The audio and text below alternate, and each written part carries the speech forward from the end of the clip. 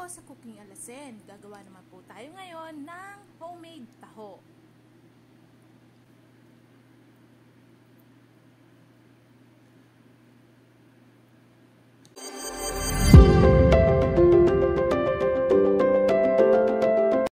Gagamit ho ako ng organic soy milk. Kung kayo ay nandyan sa Pinas, marami naman ho kayong makikitang soy milk sa mga groceries. Or pwede rin naman ho yung Vitamilk na nasa bote. 3 cups lang ho ng soy milk ang aking magagamit.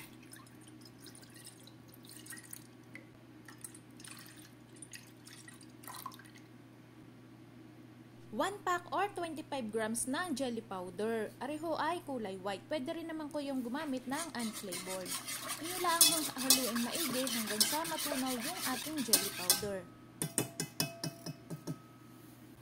Tatanggalin lang ho natin yung mga bula sa ibabaw. At bubuhayin ho natin ang ating kalan sa medium heat. Areho ay lulutuin lang natin hanggang sa malapit na siyang kumulo.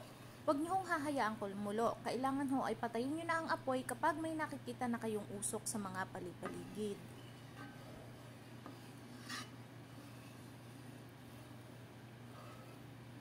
Kapag kagarinihong nausok-usok na, ay patayin niyo na ang apoy at isalin niyo na sa inyong mga prepared na molder.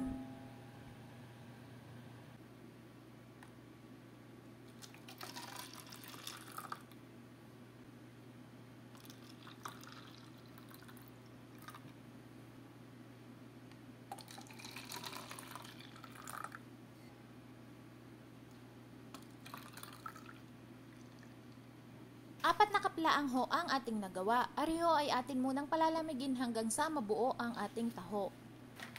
Sa paggawa naman ho ng arnibal ay gumamit ho ako ng sangkaka. Pero kung wala naman ho kayong garne ay pwede kayong gumamit ng dark brown sugar.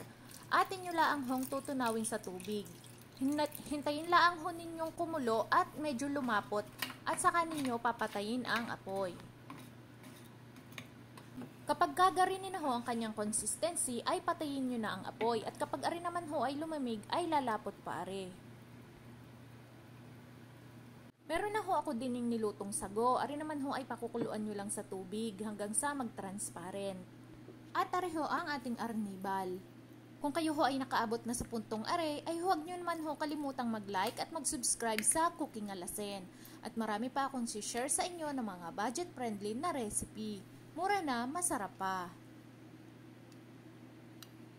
Kung kayo naman ho ay may makikitang coagulant, ay mas maganda iyon ang inyong gamitin dahil yun ho talaga ang ginagamit sa pagpapabuo ng soy milk. Pero kung wala ho kayong makitang coagulant, ay pwede na ho ang jelly powder. Masarap din naman ho at halos walang pinagkaiba sa tunay na nabibili nating taho.